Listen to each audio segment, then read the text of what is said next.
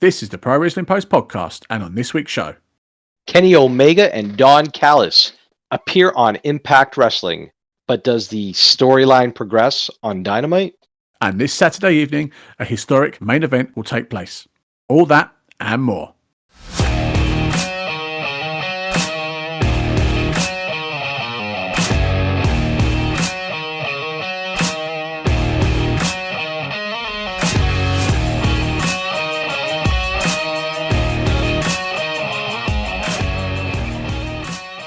Hello everyone and welcome once again to the Pro Wrestling Post podcast. And following on from last week, I have been to promo school. I've sat under the learning tree of quite a few prominent promo men and women of the industry. Actually, that's all lies. I just sat here and watched like Mick Foley interviews and Chris Jericho interviews and such like. And hopefully I'll come across so much better this week. Along for the ride this week is my editor-in-chief, one of my best buds, my guy from across the pond. It's Marc Madison. How are we, mate? We are great, my friend. How are you? I've had a stressful day. Yes, you have. That's a loaded question. But I'm here.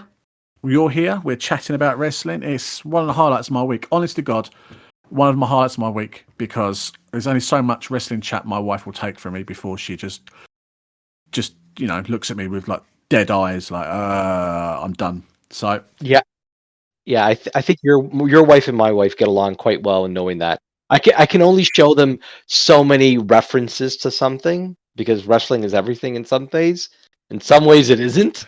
Yeah, it's that and wrestling memes. If I show my wife any more wrestling memes, I swear to God, she's going to lock in a sleeper just to put me to sleep. So shall we jump straight in? Shall we? Let's go to it. Right, you mentioned there in the teaser open about Impact, and we spoke about it last week. This was a huge week for Impact. Apparently, the viewing figures were the best they've had, I think, ever. Mm-hmm. And it was all because of I would say one man, but apparently it's two men. Do you want to expand on that a bit more, mate? Yeah, we would definitely give credit to both Don Callis and Kenny Omega for being a major part of that. If we looked at numbers specifically, one of those things that contributed to it was their Twitch channel. And depending on where you get it, the numbers are like increasing by about 50,000 viewers at that point. I know I accessed it through Twitch here in Canada, so I was able to enjoy it. And I looked forward to that end show promo. It scratched the surface on, I guess, what's still to be. What about yourself? Did you get a chance to check it out? I watched it the very next morning, obviously the time difference being over here. I saw a lot of hate online. Oh, so they just went on Impact to make an announcement of an announcement. There was a lot more to it than that. That's just selling them really short. There was no need to say that. I thoroughly enjoyed it. The only thing that I let me down a little bit was I think Don Callis spoke too much. Kenny can do a good promo. It's been proved time and time again. He's more than good for promo work. He should have just laid out, and Kenny should have just ran with it. But I can see why Callis had to take most of it. He had to lay the groundwork, and hopefully going forward, and we'll talk about the AEW a bit later. What about you? Did Callis talk too much, or was it the perfect mix? I found that, and I think that was part of our teaser, is did the storyline really progress? And I can understand on Impact laying down the foundation, like you'd mentioned. You need to have a groundwork for where their relationship started. And they mentioned this didn't start a day ago, a week, a month, but rather 27 years ago when the relationship first started. And how Callis is tied to Kenny Omega's uncle and their relationship. And I think partly that what was mentioned is that he was asked to give the eulogy at Omega's uncle's funeral, not knowing that his uncle was who trained him. So that Omega's uncle was who trained Callis when Callis was an aspiring wrestler. So I get that, and that was fine. But it felt like on Wednesday there was more repetition of what it was. yes, there's things that they're saying they're going to do, and I understand the same burn, but what is the plan? And I guess we can guess because it's always fun to speculate. How does this are we going to be faced with does it progress slowly where they are saying the slow burn is what we need to be prepared for? Or is it going to be repetition? Oh, if you missed Impact, you can catch the same sort of promo repeated the next night on Dynamite. I'm not 100% sure they're going to do the repetition thing. I reckon Okay. they will this week, or as you guys are listening, guys and girls listening, this week just passed. But I reckon that will be it. I don't think they can go down that route without being bashed. I mean, Tony Khan's already being bashed because he's a mark for himself. And I admit, I've not bashed him, but I've said out loud that maybe he needs to take a step back and stop appearing on paid advertisements on Impact, which we'll get to in a minute. He needs to take a step back and book long-term booking, which is what they said from the beginning, which all the EVPs and Tony Khan have said. It's all about long-term booking, and to a point, they've done really well in the whole of the history of AEW so far. So going forward, I'm not sure if there's going to be any more cross promotion with Impact. I reckon that was just a one and done, because they didn't say anything on Impact. Say I'll be back next week. They didn't say anything on Dynamite saying watch me on Impact next week. I reckon that was just a one and done for Callis more than anything else, because that's the only common thread between the two shows. The promo was good. It got its point across, and then they kind of, as you said, talked about the same promo again on Dynamite with a few little twists and turns, and that was it. It's left people wanting more. It's left a lot of people annoyed and bashing straight away on Twitter and whatever. But it as a whole, it's left me wanting more. Now, are we going to go down and I'm going to say those goddamn awful words, Retribution and Raw Underground route, where nothing happens for weeks on end and we'll just get bored? Or does things progress slowly but surely, week by week, until Kenny gets all the belts? Because that's what he said. He's come out and said he wants all the belts. So then this working relationship, is it just tied to Kenny Omega? Because the idea was, well, hold on a second, does this open the door to an exchange of talent and teams crossing each other? And that suggestion was something fans have put out there. It's not been anything that led to an invasion type scenario or a group of wrestlers coming over. But maybe, just like you said, maybe the idea is that Rich Swann or Moose need to keep an eye over their shoulder. I don't think Moose really has much to worry about. In regards to Kenny. Rich Swann, definitely. He, Kenny wants the gold. He's the man with the gold. Like I said, it's left me wanting more, but I've been burnt, and millions of others have been burnt with the Retribution and Raw Underground storyline. So I don't think we have a very long attention span. Let's hope that something happens, that something just even progresses week by week. That's what we're looking for. Also, just before we leave Impact, let's touch on a subject we're going to talk a bit more in depth about a bit later. But as you just mentioned there, Rich Swann is the Impact World Heavyweight Champion, and he's going to be putting on his title up for grabs this Saturday, or this evening, as this pod gets released on a Saturday, against Chris Bay. This is a historic main event. Would you like to, because I didn't even know about this, it was you that mentioned it to me earlier today. So would you like to explain to the listeners why it's historic?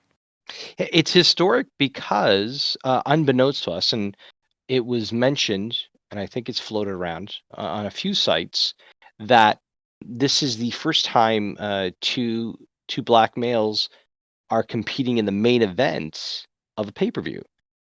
Now, not the only one, but the first one in nearly it's pretty remarkable to think that. Now, it's not to say that they haven't faced each other, but at this standing, these stakes, this type of scenario playing itself out. So let's make sure that we're clear, because of those that may want to jump back into, oh, wait a minute, no, I can't count how many times the Hurt Business was in the main event of, whoa, hold on a second. Raw is not what we're talking about. A show is not what we're talking about. A pay-per-view. We're talking about the stakes being high, like that, where the champion is who they are, holding as much clout as they do, where it's of that kind of value. And as I said, we shall be talking about that at the close of the show because, well, it's huge. It's historic. We'll push that to one side, but bear with us, dear listener. We will be coming back. We are now going to quickly hop over to NXT. We'll run down what happened on NXT this week. We had a very surprising return because I thought the guy was going to be out a lot longer than what he was. Karrion Kross, the former NXT champion, is back, and he has his eyes set on Damian Priest. Yeah, the Archer of Infamy. Yeah, not the NXT Championship, not Finn Balor. No, because that's just too simple. He wants to go for Damian Priest. Do you have any idea why? Well, I'd like to try and play this game of degrees of separation. You are hard pressed for this one, I think, surely. Yeah, I'm just trying to look at, was there ever anything that Priest could have said that might have lit a fuse under, because his focus was completely on Johnny Gargano and Leon Ruff and the North American title. That was what filled his time. I'm sure before Karrion Kross got injured, I'm sure there was a little tete-a-tete between Priest and Kross. Nothing major, just some words. And even then, I'm not 100% sure, but that's the only thing that I can see as a tenable link between the two.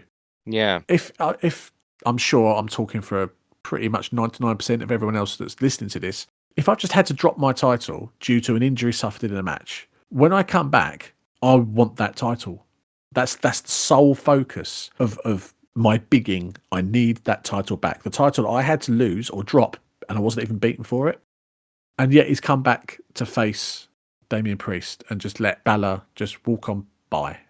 I don't understand that kind of booking. Yeah, I don't know, unless in some way Balor becomes implicated, but it doesn't even necessarily feel that way.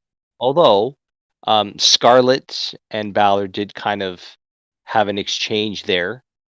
So was she putting him on notice though? Was she just like, you're next, without sounding Goldbergish? kind of, sort of. But yeah, I don't understand. For all the good that Triple H and Shawn Michaels and all the others back there at NXT do, they completely throw me off by things like this. I don't know. I don't get it. But Karrion Kross is back. The sands of time have shifted and the countdown has begun, and he doesn't want his title back. He wants to beat up Damian Priest. And to be fair, when you see Damian Priest in a hot tub with two hot-looking blondes, he's got a point. Okay, but look who he goes home with. I mean, I would not bat an eye at Miss Scarlett. So, so where are you focusing your anger, my friend? I mean, so anyway, hope we don't get in trouble for that one. Cross, yeah. The wife please don't be listening. Yes, yeah, really, it's fine. Yeah. We're good. We get away with it. Unsubscribe, honey. Also announced, I think it was last week actually, the NXT have another pay-per-view kind of style event on a Wednesday night. It is New Year's Evil. It will take place on January the 6th. I think Karrion Kross is going to be involved there somewhere, surely. Well, it's running head-to-head with another event, actually, which is kind of interesting. It is. It is indeed. Last night, Balor said that he will be defending his NXT Championship for just the second time, because he's been out with a broken jaw, against an opponent of William Regal's choosing. And 3 people stepped up last night and threw their hat in the ring. And Balor was like, you 3 fight amongst yourselves. Go talk to William Regal. I'm out of here. Yeah. Yeah. Which I quite liked. So the three men that were left standing in the ring was Kyle O'Reilly, the man who broke Balor's jaw, Pete Dunne, and Damian Priest. Oh, did I hear? Did I hear your brain working overtime then, Mark? Yeah. So if you're carrying Cross and you take out Damian Priest, does that insert you into that match to contend for the title? So would he? So would it be along the lines of he's going to take everyone else out until it's just him standing? So, okay, so the idea is if it's a triple threat and you're carrying Cross and you wipe out the entire competition, we could have a scenario play itself out where, much like when Asuka was the women's champion and she wipes out the entire competition, well, you have the former champion that never actually lost the title coming back to reclaim it, which is where the breadcrumbs of Scarlett leaving and crossing paths with Balor is to say, you are next, but we're going to get to you by wiping out anybody that could potentially contend for that title. So you would be hard pressed not to think that Karrion in a triple threat, well, if you're not going to get disqualified, you can wipe out everybody, right? That makes sense. That makes sense. Problem with that is that, as I've said at the beginning of this NXT portion, the booking is a bit haphazard for Triple H and his cronies at the moment down at NXT. Yeah. It makes a lot of sense. It might work out that way. There's still, I think, three weeks until New Year's Evil, so maybe he takes everyone out once, like, week after week after week until his last man standing, and then, or what have you, or a 5-way, or a scramble, or whatever he's like. I know his favourite word's War Games, but we've just had that, so yeah, it's looking good. NXT have slowly picking themselves up. They've been what's the word I'm looking for? They've been overshadowed by AEW over the past 2 weeks due to Sting coming back, due to the Impact and AEW connection. So seeing them come back is like this. They're on the right track. Can I very quickly just slightly come off NXT and talk about Triple H and his comments last week? Certainly can, my friend. So, folks, myself and Mark, for the last 3 or 4 days, have been going backwards and forwards about whether to talk about this on the pod. And I was like, screw it, let's do it, because I have things to say. So after AEW announced that Kenny Omega was going to appear on Impact last week, and the IWC just went completely crazy saying, oh, there's cross promotion going on. Wow, this is changing the face of wrestling, which it has. The very next day, Triple H took a conference call. Nothing unusual there. He takes them all the time. He spoke about the possibility of being open for business with other promotions. And basically, it all boils down to whether or not it makes long-term sense. Now, me and Mark have gone through this statement about 4 or 5 times, and we still cannot see where the other promotion involved with WWE would get anything out of it apart from being linked. I'm quoting here. So he was talking about the promotions that they're in conjunction with now.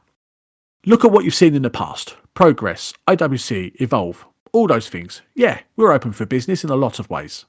Mark, do you want to go first before I lose my rag? I don't know if I'll put it as eloquently as you, but I'll give it a shot. So open for business in a way that it benefits you. Well, isn't beneficial in business have some sort of give and take? Isn't that how business is done? There's got to be an exchange of some sort of goods, some sort of product, some sort of service, and that both parties are happy with the end results. When you publicly state that it has to benefit you long term, and yet you've mentioned some of the past business exchanges of WXW and ICW and Progress falling under Evolve, falling under the WWE umbrella. How is this no different than when Vince Jr. was trying to close up territories.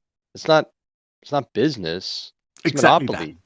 Exactly that. Yeah. He's ah. I can't see. Or what? This is about a year, 18 months since. I'm going to use Progress as an example because it's the one closest to me. It's about 18 months since Progress said, "Yep, we're in a relationship with WWE," and everyone was like, "Oh my god, we're going to see NXT stars at Progress shows. We're going to see Progress boys and girls going up over there." And then obviously NXT UK happened, so cherry picked the talent from there. How has that exactly helped Progress? Now, before all you listeners jump on my back and say, "Well, Progress need to start making stars. ICW needs to start making stars," I 150,000% agree with you. But they've given nothing back. They've taken and given nothing back apart from some money. I take it. And then he carries on with this. Are we open to the right business opportunities? Yeah. At any given time, we're open to things. It depends on what they are. Are they beneficial to us for the long term? Are they beneficial to us for the long term? Where in that little statement there does he talk about the other promotion? Because all I see is him thinking about WWE. It drives me insane that people still want to see WWE working with Progress, ICW, WXW, Evolve as a good thing. I cannot see it. Not anymore. Especially after Triple H's statement. Whether or not it was a Freudian slip, whether or not he meant to say it, I don't know. But the fact is, he said that it has to be beneficial to them in the long term. I don't know what else to say. Have you got anything else to say? Because Well, I'm going to go and punch a wall in a minute. okay. Well, from any business perspective, of course, any sports teams, I'm sure you could even make a football analogy or a soccer analogy, right? You always want to get the best of that deal. Do you publicly state that you're going to do that and that's going to be your goal, is to make sure that whatever that deal is that it transpires, that you walk away as the winner? Maybe not the conference call and the conversation to have. Of course you want to benefit from it, but if somebody knows that in the long term that they're going to have to close up shop, was the opportunity to give back to fans a grassroots level that they love and cherish and enjoy ultimately worth it to them too? I don't know. I, I don't own a promotion. I don't run that business. I don't know if that's what's important to them. Clearly, it's important to the WWE to try and scoop up talent and strengthen their resources. The problem is we see this scenario continue to play out, taking as much talent as you can so the others aren't utilizing them. Are you using them for something greater? Is there a bigger picture 5-10 years down the road? Well, I don't know, because those things aren't necessarily transpiring except for NXT and the NXT UK, which is the quickest offshoot that they have, where their ties are Rev Pro or IPW or Progress, right? ICW, they're all kind of housed there. So then, did they try to do the same thing in another country where they I feel that they can try and another country need to stand up and go, do you know what? Sod off, leave us alone. If you compare what Impact and AEW announced last week, and it wasn't even an announcement, but what AEW did is they shone their spotlight on Impact, which gave Impact its biggest audience in however many years. WWE will not do that for anyone else. They do not want to shine their spotlight on anyone else because they're worried about the competition, or they're worried about something. I don't even know. They are the biggest behemoth of a corporation that there possibly could be, and yet they're still worried about everyone else. AEW and WWE are two totally different entities. Impact and AEW are two totally different entities. But what Tony Khan and everyone else there are trying to do it feels like to me that they're trying to bring back a territory feel, not the territories, so to speak, but they want to help bring everybody up. You've got Kenny going on rants saying that he wants the top gold in every promotion. He's the AAA Mega Champion. He's the AEW World Champion. He wants the Impact World Championship. He's an ex-IWGP Heavyweight Champion. What's to say he won't show up at New Japan? I've heard rumours saying that Kota Ibushi is going to win the IWGP titles at Wrestle Kingdom 15. And as he's standing there celebrating in the ring, and confetti's going off and the crowd are going completely bananas or banana, you see Kenny Omega walk out on top of the stage and just point at him. All this just elevates everyone else, whereas WWE wants to keep their foot down on everyone else. That's the way I see it. And until Triple H, Stephanie McMahon, Vince, until they show me something different, that is what I'm going to see. And I cannot for the life of me see why people keep giving WWE second chances, third chances. Oh, they've done this before, but they'll do this. No, I'm so close to just throwing in the towel with them again. Do you know what? I'm done. It's interesting that we go back to that statement. If we're open for business to do, provided it, I'm paraphrasing here, right? Provided it benefits us in the long term. And they did business with Progress. And now, despite the speaking out movement, you and I've talked offline about this, and it's a watered down version. And they did business with WXW, and to some extent, I guess it's a watered down version. I don't have a gauge to compare it to. ICW, Evolve isn't in existence anymore. If this is the template for doing business, where they're running opportunities and buying up catalogs to fill network time, so you create a tier for your fan base to have to purchase. Wow, man, that's pretty ruthless. Because we're not watching live programming too. There is no live shows, right? So you're forced to have to buy streaming service in this particular climate with the pandemic filling our times. And you might have a live show potentially if you live in Florida and you sit 100 meters away from somebody else in an auditorium, but typically they're not happening. The cinematic might be the option, but while you're really you need to lean into promotions like that will air off of IWTV, right? Which is a wonderful streaming service, and will provide you all those options, and they'll house and they'll promote shows, and it's minimal, but that's the grassroots that you and I still love. Yeah. Sorry, listeners, for probably bursting your eardrums with a load of anger and hatred. This is. It's just a big corporation bully pushing everyone around, and not many people are standing up to them. And just seeing them then turn around to spin it and say, "Oh well, if as long as it's all right for us, we'll work with everyone else." Stop bullshitting. Excuse my language. just stop it. Yeah. What do you guys think? You guys and girls out there, what do you think? Let us know. Drop us. We'll do our socials later. Drop us a tweet, a message. Drop us something, a smoke signal, something. I don't know. Just let us know.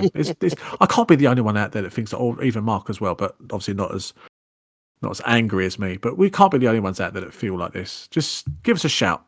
We'll do all the socials at the end anyway. Breathe. Did any of you see Bad Boys 2? Do you know Bad Boys 2, the film? Yeah, years ago. So there's a part where Martin Lawrence, where he gets stressed out, he rubs his earlobes and goes, "Woosah." Yeah, that's me right now. Woosah. See, and I would think Rush Hour, and do you understand the words that are coming out of my mouth? It feel like what I would be shouting. It is clear. So now I'm all woosah'd out. I'm vented. I'm nice and relaxed and chilled now. So, should we talk about an underwhelming AEW Dynamite? Yeah, it feels like this episode is just us frustrated. and disappointed. And I don't know why that is, because we look forward to talking about it. And we're typically not really negative guys. We were This not. is we say this. We've said this from day one when this pod started. That all of us, Pete as well, when he was here. Hi, Pete. How you doing Hey, down Pete. down Watch there? Brace. Down there. Read Brace for Impact Brace every week. Nice. every week. But yeah, we've said from the beginning, we are positive guys. We always try 99% of the time try and see the best in everything. So after last week's AEW Dynamite, it was left everyone completely shell shocked. It was like, oh my god, we cannot wait for Impact. Impact came and went. It was like, okay, let's see how Dynamite goes. Dynamite turns up, and I watched it obviously this morning, and I was a bit meh about it, if to be perfectly honest. Sure, let's talk about let's talk about the thing that got me annoyed. The Shaq and Tony Schiavone chat, which got totally overtaken by a certain Brandy Rhodes. What the hell was that about? Did that make any sense? Yeah, I think it was, so it's some way to sort of incorporate Shaq, I guess, into something long term. But to see Shaq that subdued is almost uncharacteristic, because to see him on TNT when it comes to basketball, or just to hear him in interviews, he's wisecracking, he's savvy, he's smart, he's clever in what he says. Although I think he's a flat earther. Is it really? Yeah, I think so. He apparently, Oh, yeah. So, but that's for another day. And if you're a listener and you're a flat earther, we love all shapes of the earth. We may not necessarily believe with your view, but hey, the earth is what you make it, and we're all in it. So I'm hoping we can all agree on that. That good. notwithstanding, Nice as cover, we nice move on, cover. I try to. I don't know if it made sense, because it was all about pushing Jade Gardo. So See, that made sense. That yeah, but made I just don't sense. know the relationship that Shaq Yeah, has. It's just something. there was no backstory said, and No. every time that Shaq tried to talk, Brandy just made it about her. Mm-hmm. And then she threw a bloody drink over him. She's a braver woman than me, because Christ, Shaq's what, 7 foot? He'd stamp on me like I'm an ant. Mm-hmm. It was very strange. I can see the reason why they did it. They wanted to push on with the Jade storyline. It didn't progress because Brandy kept holding it back. Yeah. That's how it felt to me. I don't want to be disrespected, so let's. And because as okay, we've settled it. She gets up to start to walk away, and she's just like, yeah, you might want to take some pointers from Jade. So I don't know if Shaq is kind of turned the knife in there, but he said it in this way that is so calm. But she was already she churned it up so that it was, regardless as to how he said it, she just made it tenfold, and that she's so insulted, so offended. Like, yeah. That was the worst part. I think it was okay at best, and I'm being really, really, really polite. It was just a shame that I was looking forward to Tony and Shaq just having a chat, and it didn't work out like that. So again, we'll see where this storyline goes. At least we know that AEW do 75% of the time do long-term booking really well. So let's hope for that. From one promo, we'll go to another promo, which was quite strange. Sting, the Icon, is back on TNT. He was chatting away to his mate Tony, gave him a hug, and then another awkward-looking hug. Got him to shout the word Sting, or It's Sting, like he did last week.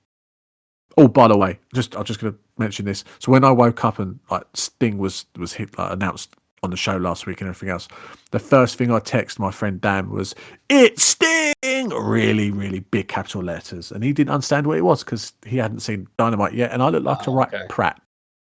But yeah, Sting come along and had a chat. What did you think to that? It was, I don't know. it was awkward. It almost felt like come on, bring it in, Tony. You haven't hugged me in 25 years. And the look on Tony's face is like, if you pull me in any closer, it'll be another 25 because you're not demonstrating social distancing while you're not. Oh, yeah. Face paint doesn't count as a mask, man. So it looked awkward, and Tony looked uncomfortable with that. He really did. He really, really did. That I'm quite. Have you seen many of the gifs that are floating about because of that? And No, I haven't. I'll send you some later. Don't worry. So then Cody Rhodes comes out. We can call him Cody Rhodes now. So Cody come out and started chatting away to Sting. And Sting started talking about Cody. Then he started talking about Darby Allin, who was sitting up in the stands, a la Sting back in the day. Mhm. It didn't go anywhere. He's given that one line that I always tied to Sting, which was a great line. The one sure thing about Sting is nothing's for sure. Sure. And but if there's one line in his career that's always stood out, I know people have been critical about Sting's promo skills. It does the job. He does what he needs to do. So if we were to try to interpret it, it almost felt like what he did with Cody was, yes, Cody, you're here, you're at this level, and you're doing a nice job, but yeah, you're still kind of not at my level. It's almost like you're still just Dusty's son. Like the condescending pat on the head. Yeah, and the hug, and almost like, hey, little guy. And you could almost, I don't know if AEW has ties to Twitch, but I almost felt like there was a twitch on Cody's face when it came to, you're not showing me that mutual respect that I had for you you were my favorite. But the thing is, he never mentioned that. He didn't go fanboy-ish. He weaved that, he walked that line of, I wanted to share a ring with you, but how did you want to share the ring? Like, compete against him, or just, hey man, we're in the same ring together. This is really amazing. So I wasn't sure what role Cody's supposed to play here, because Sting's presence was enough to make others scatter.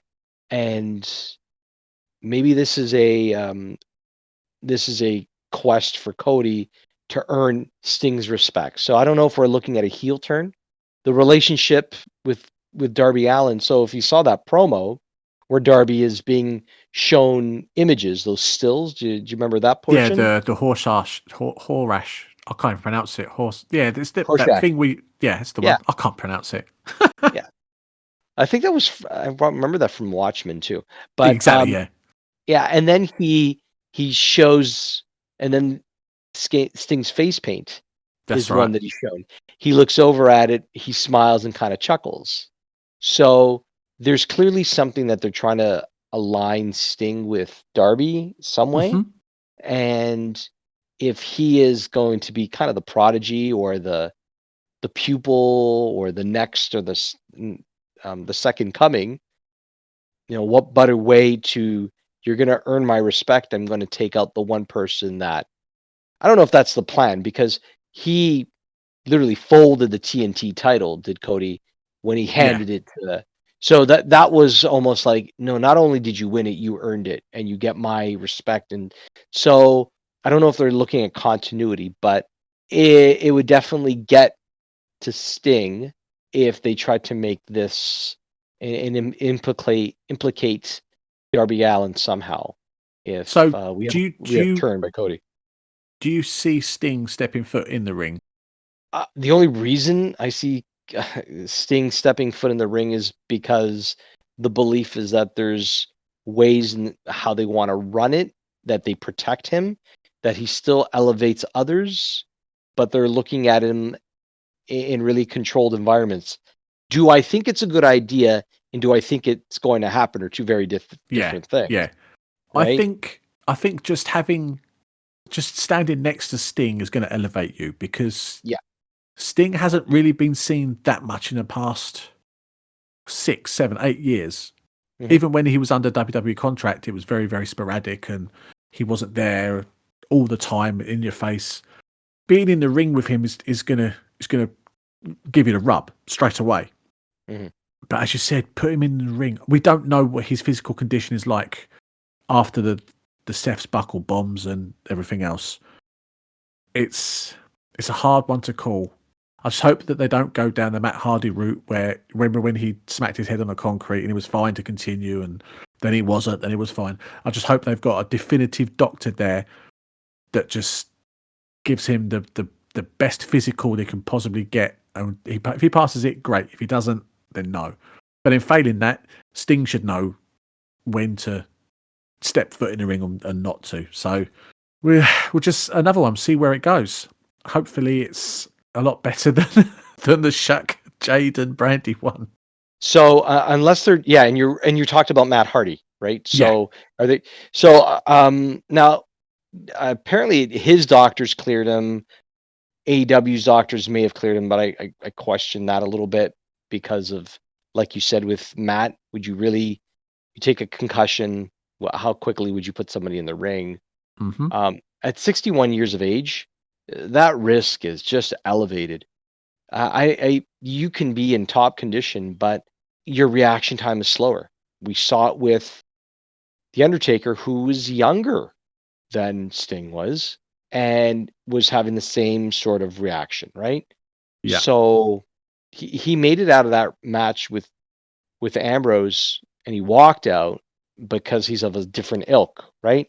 But I'm cautious as to what's going to happen if they do a live match, if it's not cinematic, if it's not pre-recorded, if it's not orchestrated in a way where you don't have that kind of exchange, especially now where, especially in AEW, it typically is a lot of spots, a lot of stiff exchanges. Not to say that he can't do that, but I don't know if he's got the ring conditioning of guys that are in there or girls that are in there daily, weekly. Yeah. It would be very guarded and very protected with who they have him in there with. That's why Sammy Guevara was in there with the Matt Hardy, and yet it always felt like it was a recipe for disaster. And that's not necessarily a knock on Sammy. It's just circumstances, right? Who else did they feel would have been the best to elevate? This is maybe where the Darby Allin comes in. The same time, I don't know. Well, Sting signed a long-term deal. He said so himself in the promo that he's going to be around for a long time. Bringing him in even with this Darby Allin Cody storyline. What happens after that? If he gives Darby the Crow persona or puts his arm around him and tries to mold him, once that's done, what's next? Because I don't think, as you said, he shouldn't be in the ring or won't be in the ring. Does he become a manager for someone? Does he become, as you said last week, maybe the GM? Or I don't know. Well, there's different types of scenarios that could play themselves out. There is darkness within the light that is Sting, as his character is. Mm-hmm. Maybe there is something down the line with Dark Order, regardless as to how big or small they are.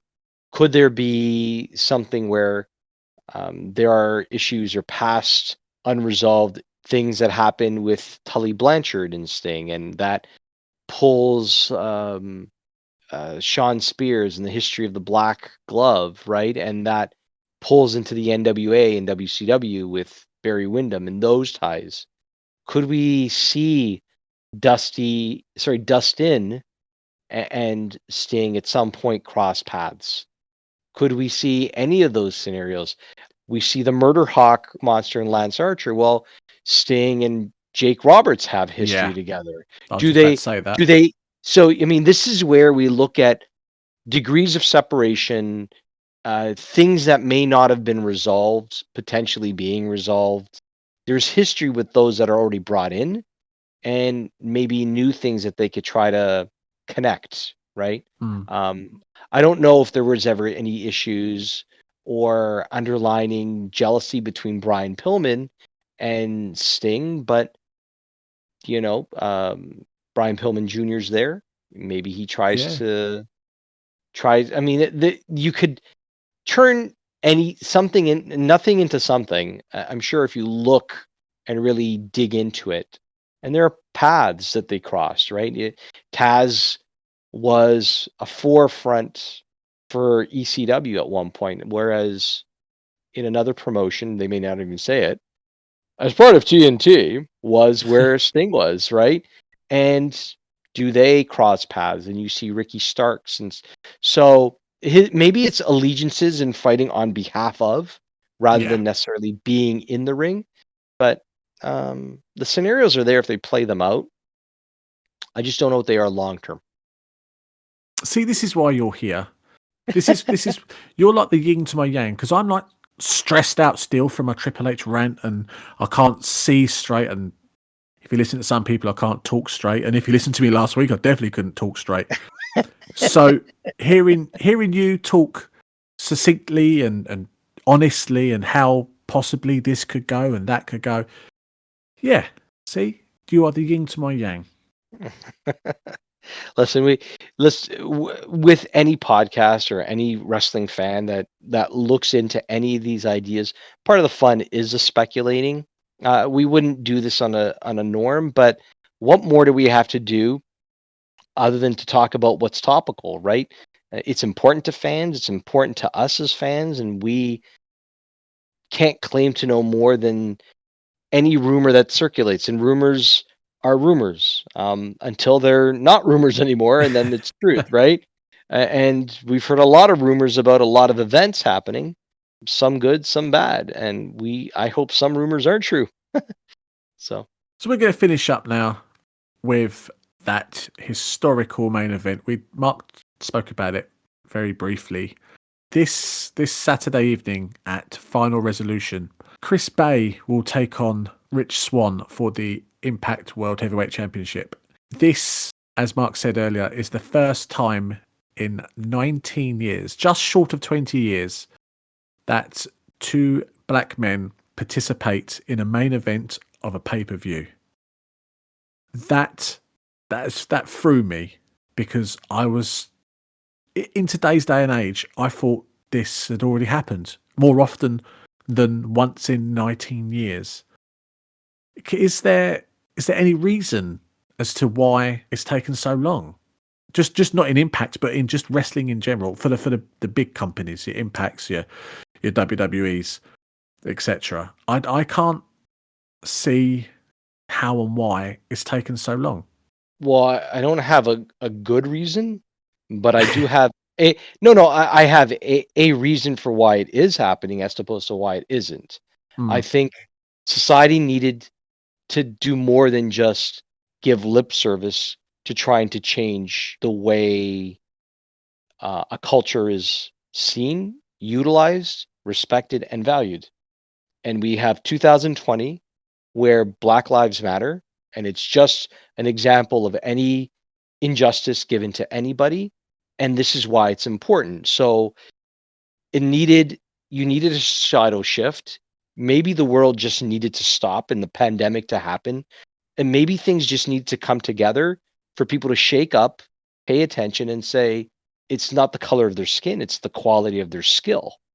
And they are super talented, and this is the opportunity. So why are we going to rest on it another 6 months while we have an audience that can pay for it? Anytime to end and to close 2020 in a pay-per-view is monumental. I think if Yeah. there is a light that could be shone on anybody, it is these two men at this time right now. Don't wait next month. Don't wait next week. Well, we're going to have to wait this week, but don't wait. Stop waiting. Now's the time. And this is right. This is the right business for two people that super deserve it. If anybody has seen The Ultimate Finesser, Chris Bay is super talented. Whether he's smooth in the ring or smooth on the mic, he is talented, and people are familiar with Rich Swann. And he's so far removed from being the cruiserweight champion in somewhere else to being the heavyweight champion or the world champion here. It's fantastic, and couldn't happen to two better guys. Indeed. I saw Chris Bay, I think he was wrestling for Without a Cause. And I saw him up. Well, I didn't see him up there because obviously I wasn't there, but I saw him online, and he blew me away. I've been I've been waving his flag over here for about a year now. So seeing him rise up the rank. I mean, it's not been in Impact that long. I think it's about 6 months, 7 months. He's been in Impact. Actually, no, a bit longer than that. But anyway, he hasn't been in Impact long, and he's worked his way up the card, and he's now at a main event level. He's taking on Rich Swann for the title. It's just an amazing feel good story. I just want to touch. Do you think early this year that GCW's For the Culture event, do you think that helped this happen? Not just the match, but helped shine a light on why there hasn't been that many black main events? I had the chance to speak to Shane Taylor, Ring of Honor Shane Taylor. And while the idea of For the Culture is good and the motivation, we never wanted to be a one-off. So if it got the ball rolling and I almost having it delayed and happen in October really isn't a far stretch from it being what it is now in December. I would say it's, if it started the ball rolling because there's talent that were part of Impact and part of that particular show, then all the power to GCW for getting the ball rolling. And I also think the talent have an opportunity where they can speak up. And if there's a promotion where it feels like their voice is heard, it's an Impact. It's an AEW. It certainly seems that way. If their voices are being heard and their ideas are being accepted and they've given carte blanche, then this was just the next logical step, right?